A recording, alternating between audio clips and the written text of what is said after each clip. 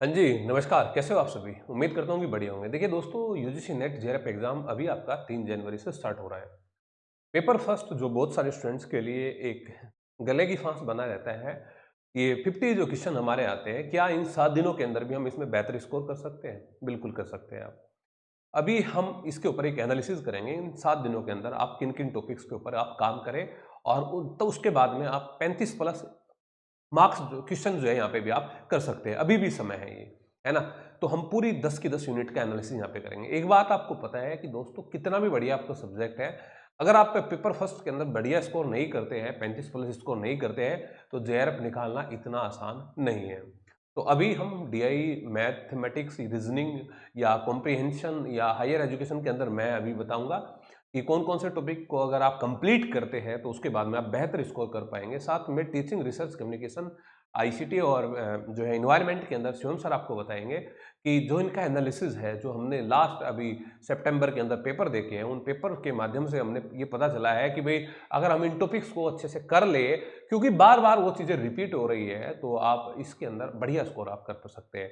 तो मैं पहले सर से जो इनकी यूनिट का एक्सप्लेनेशन है, हम लगातार आपके यूट्यूब के ऊपर भी पेपर्स का एनालिसिस कर रहे हैं, तो डिस्कस करूंगा अभी कि सर आप मुझे बताइए टीचिंग के अंदर, टीचिंग एप्टीट्यूड के अंदर वे कौन कौन से टॉपिक है जहां पे हमारे क्वेश्चन अभी सितंबर में बैक टू बैक पूछे गए हैं, सभी यूनिट्स के अंदर जो मेन पार्ट्स कौन कौन से हैं टीचिंग एप्टीट्यूड के अंदर। जी सर।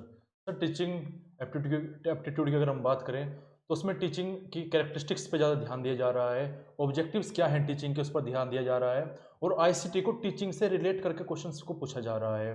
क्या क्या मेथड हो सकते हैं टीचिंग के, ये चार चीज़ों पर सबसे ज़्यादा फोकस किया जा रहा है यूजीसी नेट के द्वारा। यानी कि आपने कहा एक तो कैरेक्टरिस्टिक है जी भाई सर। टीचिंग के अंदर, ये वैसे ये जो कैरेक्टरिस्टिक वाला पार्ट है, ये सदियों से बनता आ रहा है नेट के अंदर, है ना? जी बस उसी को अपडेट कर रहे हैं कि भाई ये कैरेक्टरिस्टिक, तो कैरेक्टरिस्टिक जनरल है, अगर पीवाईक्यूज में कई बार आई है, उनको हम देख ले तो ऑप्शन में से हम इसको एलिमिनेट कर सकते हैं। हाँ सर। कैरेक्टरिस्टिक के अलावा आपने क्या बताया, ऑब्जेक्टिव्स जी आपने बताया ना? ऑब्जेक्टिव्स। इसके अलावा एक सर वो नॉमिनल और वो क्या नाम, वो सॉरी हमारा वो आता है ना एक अंडरस्टैंडिंग लेवल वाला और रिफ्लेक्टिव लेवल, ये भी हमारा कई बार हमारा हाँ, पूछ जाता है पूछ टीचिंग लिया था, लेकिन फोकस लेवल हमारा ऑफ टीचिंग। कैरेक्टरिस्टिक और ऑब्जेक्टिव पर रहता है और आईसीटी को कनेक्ट किया जाता है आईसीटी को टीचिंग इसके से। साथ में कनेक्ट किया था, तो मेनली है कि अगर इन 3 4 पे हम थोड़ा सा काम कर ले तो बात जी बन। सर। और यही बात अगर मैं पूछूं आपसे, रिसर्च में क्या क्वेश्चन हमारे बन रहे हैं यहाँ पे अभी? देखिए सर, रिसर्च में वेरिएबल्स से क्वेश्चन पूछे जा रहे हैं और अप्रोचेस से। अप्रोचेस में। वेरिएबल्स के एग्जांपल्स हमसे पूछ लिए जाते हैं। हम्म, और जो अप्रोचेस हैं, जो रिसर्च टाइप है, इनके जैसे कि। डिस्क्रिप्शंस।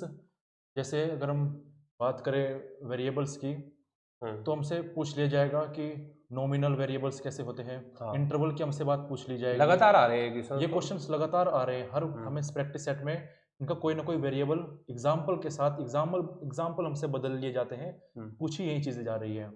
नॉमिनल हो गया या फिर इसके अलावा ये आपके, इंटरवल की हम बात ये करें, मतलब एक तो वेरिएबल्स होगी और साथ में वेरिएबल्स के अप्रोचेज़ जैसे इंडक्टिव अप्रोच, डिडक्टिव, डिडक्टिव ये अप्रोच। भी सदियों से पूछी जा रही है, इंडक्टिव डिडक्टिव, ये तो पहले से आती है, और इसके अलावा और इसके अलावा हमसे क्वालिटेटिव और क्वांटिटेटिव को अप्रोचेस से कनेक्ट करके पूछ लिया जाता है। इसमें अपडेटेड आ रहा होगा ना, बहुत सारी नई चीजें पूछी जा रही होगी क्वालिटेटिव क्वांटिटेटिव में ना।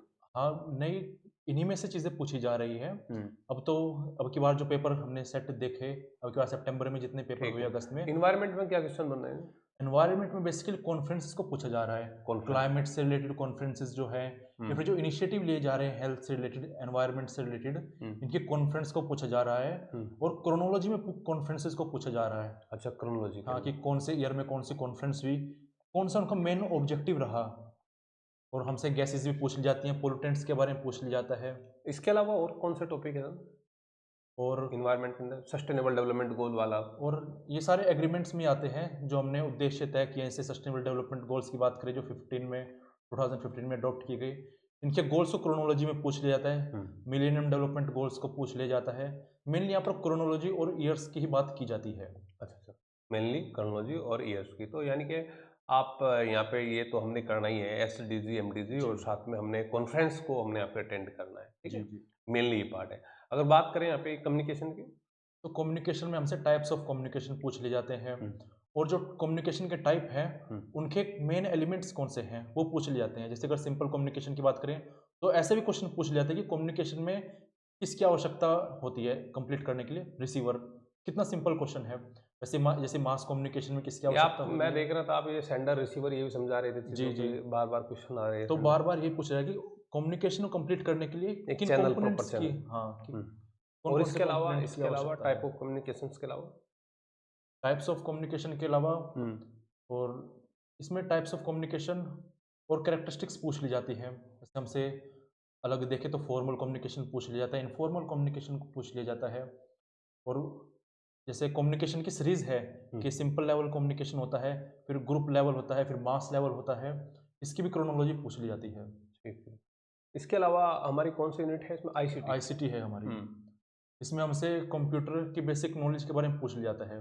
बेसिक कंपोनेंट्स क्या हैं, क्या-क्या उनकी जनरेशंस रही है, और इसको जब हम टीचिंग से कनेक्ट करते हैं, तो कौन से सॉफ्टवेयर को इस्तेमाल किया जाता है टीचिंग लर्निंग में, और सिस्टम ऐसे भी सॉफ्टवेयर पूछ लिया क्या जाते है, हैं। ये है ना हाँ, हमारे और हार्डवेयर हमसे वगैरह, सॉफ्टवेयर वेबसाइट्स के बारे में पूछ लिया सॉफ्टवेयर जाता है। वेबसाइट और हार्डवेयर के बारे में, या हार्डवेयर फिर के एक बारे एमएस एक्सेल पे बहुत क्वेश्चन बन रहे हैं। एमएस एक्सेल के फॉर्मूले पूछ लिए जाते हैं। एमएस एक्सेल के फॉर्मूले आ हाँ, रहे हैं। और एक फॉर्म बाइनरी थ्योरम वाले क्वेश्चन आ रहे हैं, बाइनरी नंबर्स वाले क्वेश्चन बनते हैं। एमएस एमएस एक्सेल में ज़्यादा फॉर्मूले, एक फॉर्मूला में देखने को मिलेगा। हम्म। सिंपल होता है फॉर्मूला, लेकिन जब बच्चे पहली बार देखते हैं तो उनको लगता है पता नहीं क्या ही पूछ लिया हमसे। हाँ, तो एमएस एक्सेल पे क्वेश्चन बन रहा है, ये बाइनरी नंबर पे बन रहा है। तो ये पार्ट आपके जो 5 हाँ, मिनट ये का है। 5 यूनिट हैं, इसमें इस प्रकार से क्वेश्चन पूछे जा रहे हैं।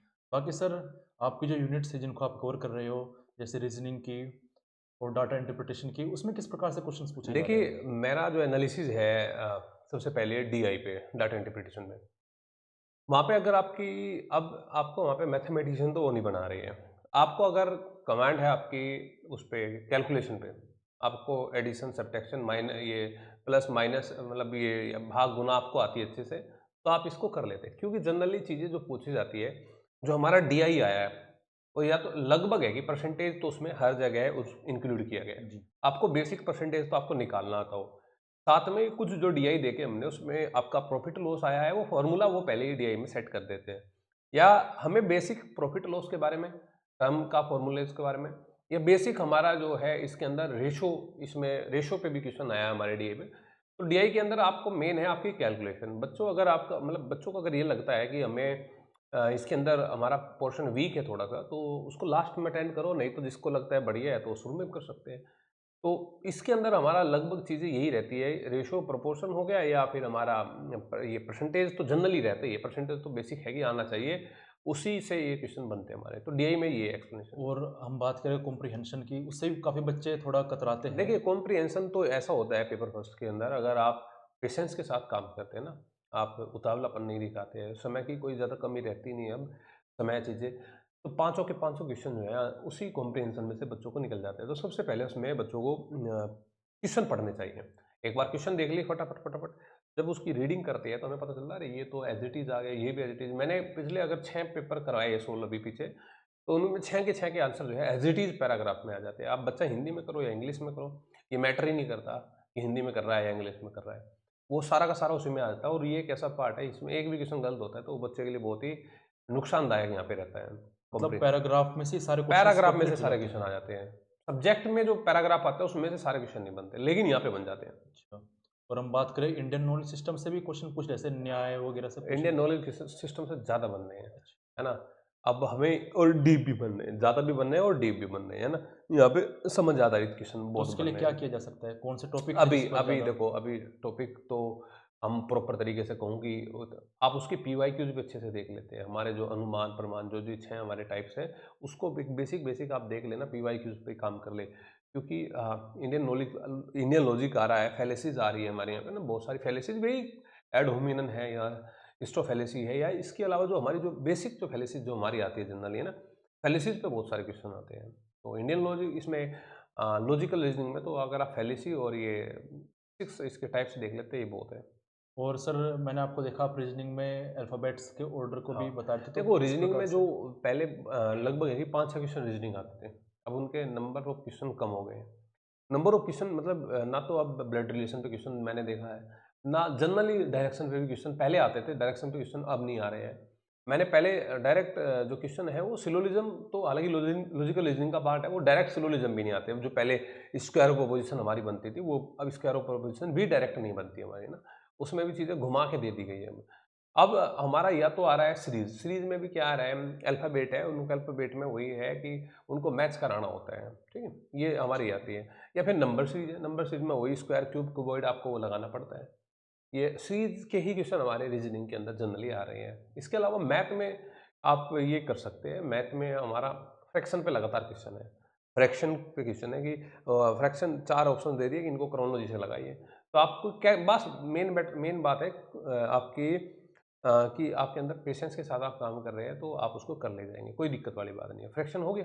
दूसरी चीज़ आपकी आती है इसके अंदर टाइम एंड वर्क की, टाइम एंड वर्क पे बेसिक क्वेश्चन आ रहे हैं, है ना? बेसिक भी हम टाइम वर्क काम कर लेते हैं या फिर ये क्या नाम टाइम स्पीड डिस्टेंस पे भी बेसिक क्वेश्चन हमारा आया है। इसके अलावा हम जो देखते हैं वो डिस्काउंट पे आ रहा है, सक्सेसिव डिस्काउंट पे आ रहा है, क्रमिक छूट पे आ रहा है।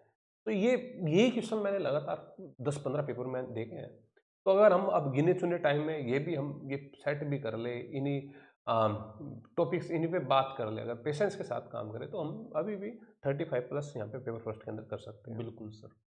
तो ये ठीक रहेगा मेरे हिसाब से, जो हमने 10 की यूनिट के अंदर जो चर्चा की है, ये 10 यूनिट पे आप काम करेंगे तो निश्चित तौर पे आपको यहाँ पे कामयाबी मिल सकती है। सब्जेक्ट के साथ पेपर फर्स्ट में भी आप बेहतर स्कोर कर सकते हैं। ठीक है सर? तो ठीक है अगर सर। बच्चे फॉलो करेंगे तो इसको मज़ा आ जाएगा। हाँ, उनके मार्क्स बढ़ सकते हैं।